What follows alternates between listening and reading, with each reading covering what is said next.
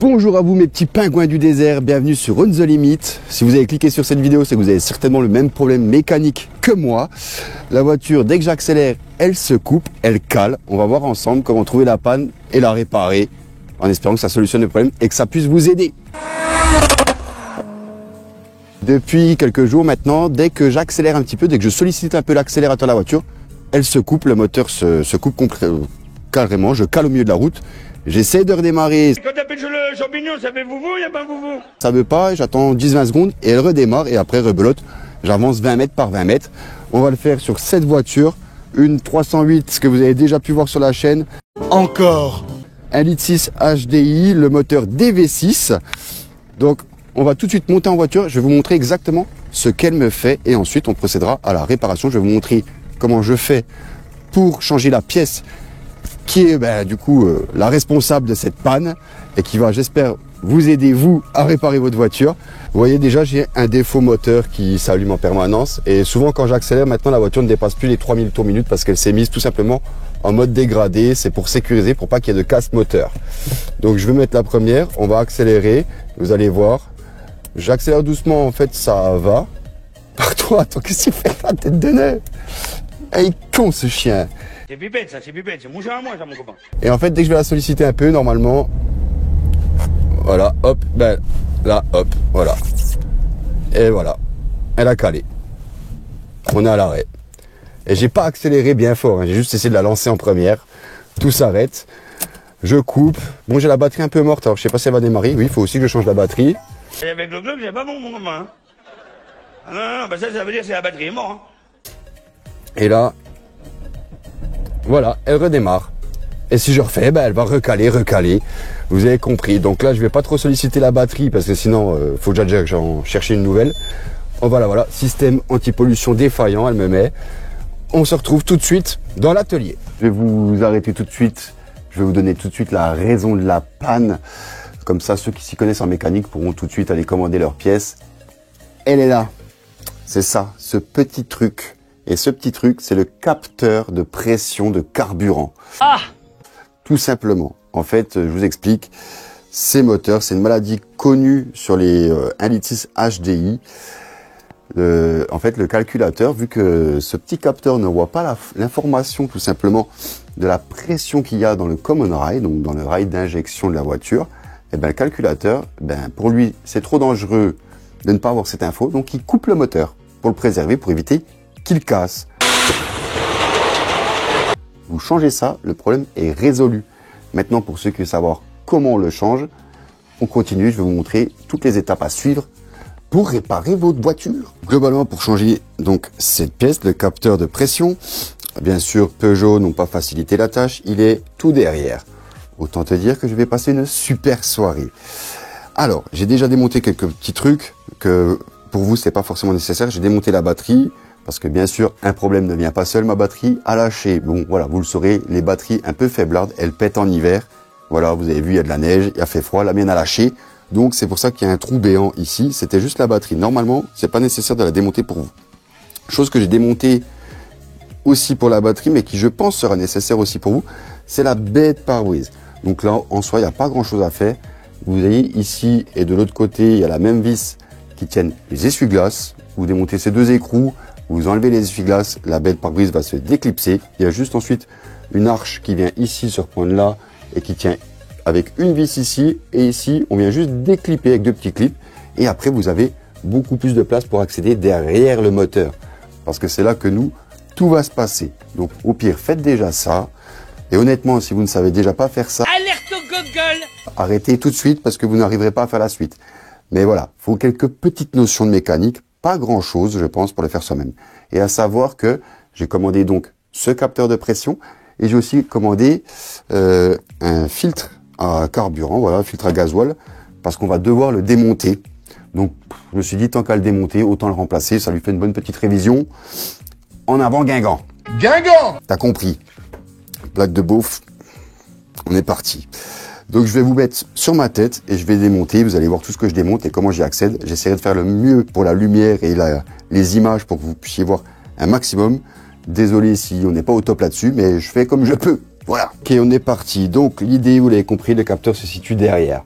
Donc on va déjà enlever tout ce qui est plastique. Donc ça, juste, ça se déclipe, pas grand chose à faire. Ici, vous avez tous vos injecteurs, d'accord? On va démonter la vanne EGR. Alors, à savoir qu'on peut démonter le capteur sans enlever la vanne EGR, mais il faut une douille longue de 27. Théoriquement, si vous avez une douille longue de 27, c'est que vous êtes hyper calé en mécanique et que vous n'avez pas besoin de cette vidéo. Donc, on va démonter la vanne EGR avec une petite douille de 27, comme tout bon petit bricoleur. Donc, on va commencer tout de suite. On enlève le plastique, on va démonter la grosse tubulure ici qui va au turbo, avec tout le filtre à air qui est ici, d'accord? Donc ça, on va tout enlever. Ça tient avec le collier qui est là, on vient déclipper ici, il y a un autre collier là qui vient au débitmètre, et ensuite on va venir enlever tout le support. Vous voyez, moi il tient déjà plus, normalement, je pense qu'il y a une vis là. Moi il tient déjà pas, tu comprends. Hein. L'autre collier ici. Hop, petite tubulure, ça dégage. On vient débrancher le débitmètre. Alors, petit détail, j'ai démonté ma batterie parce que moi elle est morte. Mais avant de faire quoi que ce soit, débranchez au moins le plus de votre batterie pour éviter d'avoir des défauts à la con qui pourraient apparaître, même si la mienne a déjà un défaut moteur. Mais voilà, pour vous, c'est peut-être pas le cas. Ensuite, donc là, je vois, il y a cette tubulure aussi, vous voyez, qui se déboîte tout simplement de derrière et qui vient s'emboîter ici. Hop, là, on va la laisser, elle ne me dérange pas plus que ça. Bah, moi, il vient, bon, je pense qu'elle doit être fixée. Alors, attendez, on va regarder où sont les fixations. Là. Allez. Je sais même pas si c'est fixé, il y a l'air d'avoir des fixations là, ici, en fait. Ici et ici.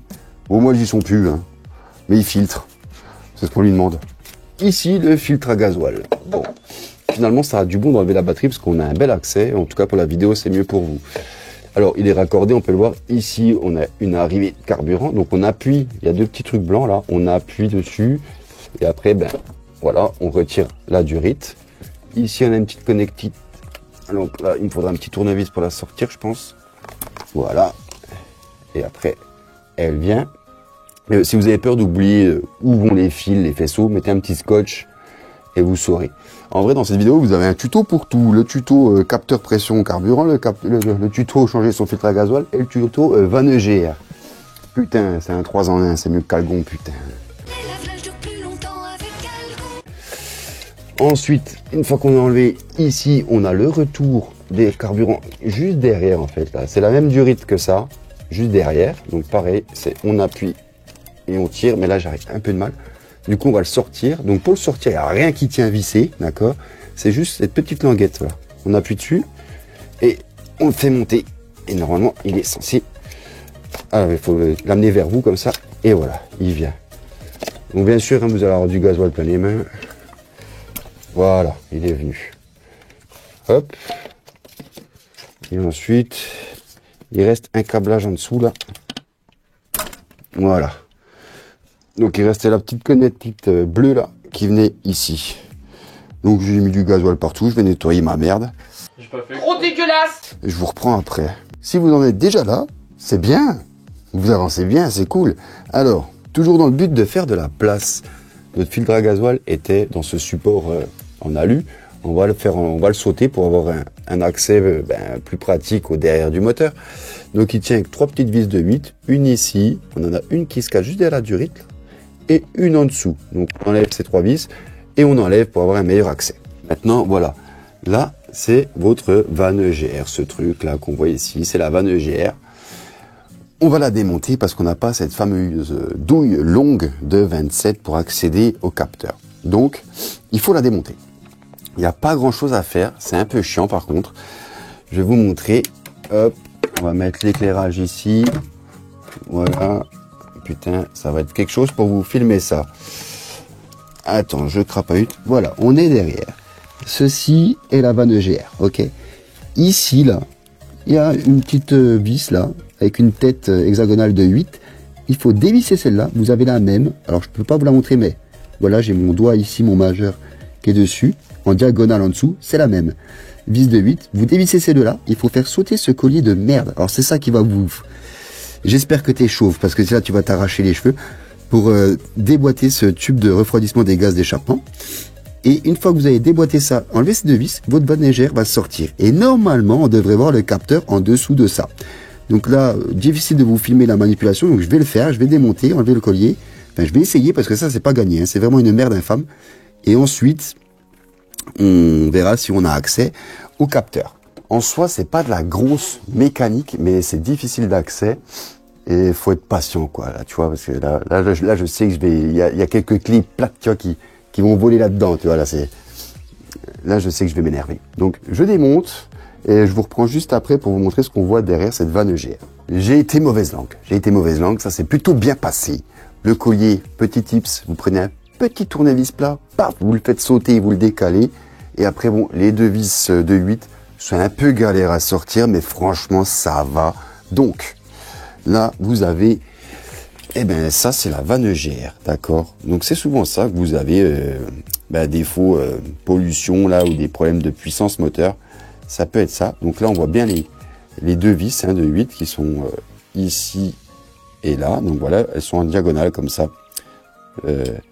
Et bien sûr, n'oubliez pas de déconnecter la petite fiche électrique de la vanne GR. Ça me paraît logique, mais précisons-le. Il faut avouer que sur ma chaîne, il n'y a pas que des gens qui sortent de Saint-Cyr. Moi le premier, hein. Attention, moi le premier. Par contre, gros avantage à enlever cette vanne GR, c'est que maintenant, je vais vraiment pouvoir bien vous montrer où est le capteur de pression de carburant. Par contre, je vais me rendre compte de quelque chose. Moi, j'ai ma petite caisse à outils avec ma douille de 27, ok? Le nouveau capteur, et tu vois bien que là, en fait, je peux pas aller au bout, en fait. La fiche électrique me bloque dans la douille. Donc, il faudra une clé plate de 27 pour le faire, chose que bien sûr je n'ai pas, mais là où je suis pas dans mon atelier habituel, que je n'ai plus d'ailleurs, hein, vous ne le reverrez plus d'ailleurs, mon atelier d'avant. Je suis dans l'atelier du daron et regarde les petites pépites qu'il a, le daron. Clé plate de 27, regarde celle-là. Elle a du vécu celle-là. Là, putain, elle est rouillée comme Jaja. Si elle pouvait parler celle-là, elle te raconterait de ces choses sales. Ça serait sale. Bref, du coup, je vais vous montrer, au lieu de raconter de la merde, où est ce putain de capteur. Donc en fait, voilà. Vas-y, Zebé, il y a tout qui vient. La vanne GR. Là, rappelez-vous. Attends, hein, j'essaie de vous filmer ça au mieux que je peux. Putain. Voilà. La vanne GR venait sur le tube, donc avec le fameux collier qui est juste là, que je touche. Et en fait, juste là, là, le gros écrou là que vous voyez avec la petite fiche électrique qu'il va falloir retirer, c'est le capteur de pression. D'ailleurs, on voit juste ici, là, la durite en rigide, comme on peut revoir ici sur les injecteurs, la même matière, voilà, qui part de là. Donc là, vous le voyez bien, ici, le capteur de pression carburant. Donc effectivement, une fois qu'on enlève la vanne GR, c'est quand même beaucoup plus accessible. Je vous conseille vraiment de le faire. Donc là, je vais déconnecter la petite fiche, dévisser, mettre le nouveau, et après, tout remettre. Donc, on se quitte pas comme ça, hein. Je vais le faire, vous dire si c'est la merde ou pas, voir si ça coule ou pas. C'est une opération mécanique que je n'ai jamais faite, c'est une première pour moi. Mais honnêtement, ça va pour l'instant. Putain, j'ai dit ce qu'il fallait pas dire, il va m'arriver des galères maintenant. Donc je le fais, je vous reprends après, je remonte tout, et bien sûr, en fin de vidéo, on verra si ça fonctionne ou pas, quoi, hein. Donc voilà. Oh, dis donc, c'est pas serré bien fort. Ah bon, ça coule. Bon, je m'attendais à un capteur carburant. Oh, bon, ça coule pas des masses. Voilà. Le susnommé. Donc, on vérifie quand même. C'est bien la même chose. Ok. Bon. Maladie connue. On va mettre le nouveau. Faites bien attention de ne pas remettre l'ancien, hein. Ça peut paraître con, mais... Bon, effectivement, une fois que vous avez quand même tout démonté, là, j'ai grave la place pour bosser, quoi. Donc, autant tout démonter, hein. Honnêtement, vous faites pas chier. Vous pouvez le voir, tout est remis, autant branlant qu'au début. Mais on s'en fout, l'essentiel y est. Un détail, j'y pense en le faisant, mais ça pourrait vous éviter un petit coup de pression au premier démarrage. Le filtre à gasoil, si vous le changez, sachez qu'il est, du coup, il n'y a plus du tout de gasoil dedans. Donc ici, on a ce qu'on appelle une poire. On n'hésite pas à appuyer dessus, d'accord, pour envoyer un max de gasoil dans le filtre, sinon la voiture elle va tout. Et du coup vous allez niquer une batterie, comme moi. Donc non, pompez un max. Si vous savez pas pomper, demandez à votre femme, elle saura certainement faire. Personne lui a appris, et pourtant elle sait le faire. Donc t'as compris. Voilà. Donc je vais monter ce qu'il me reste à mettre, batterie, machin, nanana, toute la petite merde. Et on se retrouve pour démarrer et voir si j'ai toujours le problème ou non. Donc croise les doigts. J'en ai oublié de vous dire, le montage c'est très bien passé. Juste un couac. Le fameux collier de la Vanegère sur le tube de refroidissement des échappements. J'ai utilisé une pince multiprise pour choper à chaque fois le collier. C'est comme ça là. J'étais debout sur le capot. Enfin ici, hein, j'avais les pieds là, la tête là-dedans, comme dans un cul. Et j'étais comme ça en fait, clac, clac. Et en fait, au bout de 20 minutes, je me suis dit, mais t'es con, je change peut-être de technique. Et effectivement, au début, j'utilisais la pince comme ça. Et j'ai juste fait ça. Et là, quand j'ai appuyé une fois, pam, il a clippé. Donc en fait, voilà. Pas comme ça, mais comme ça avec la pince. Et enfin, pour ma part, en tout cas, ça a marché. Si ça peut vous aider, tant mieux. Bon les amis, nous revoilà pour la phase test. J'ai déjà démarré, mais sachez que elle a quasiment pas démarré au début. Et pourquoi? Parce que je vous ai bien dit de bien pomper sur cette pompe à gasoil. N'hésitez pas, il faut pomper jusqu'à ce que ça devienne très dur sur cette pompe. Alors oui, sorti de son contexte, la phrase perd tout son sens, mais bref. Pomper jusqu'à ce que ça devienne bien dur. Maintenant, on va démarrer. Hop, contact. Alors, hop. Vous voyez, maintenant, elle démarre au quart. J'ai même le voyant qui est parti. Donc ça, c'est bien. Et j'ai pas de diag. Donc, j'ai pas fait d'effacement de défaut ou quoi que ce soit. Et maintenant, quand j'y vais, je peux accélérer. Et elle refonctionne. Tout marche nickel, elle est réparée. Voilà, un simple capteur peut vous gâcher la journée. Voilà. Du coup, 100 balles pour un filtre à gasoil et un capteur de pression. Un peu de main d'œuvre à la maison. Et ça marche. Sur ce, les amis, j'espère que cette vidéo vous aura été utile et très utile pour faire des économies et pas aller mettre 500, 600 balles. Je sais pas combien coûte la réparation chez Peugeot, mais vous l'avez vu, c'est largement faisable soi-même avec un peu de patience et un petit peu d'outillage. Sur ce, n'hésitez pas à liker, partager, abonnez-vous à cette chaîne YouTube, Instagram aussi, et je vous dis une soupe, une claque sur les couilles, et au lit. Ciao, ciao, ciao.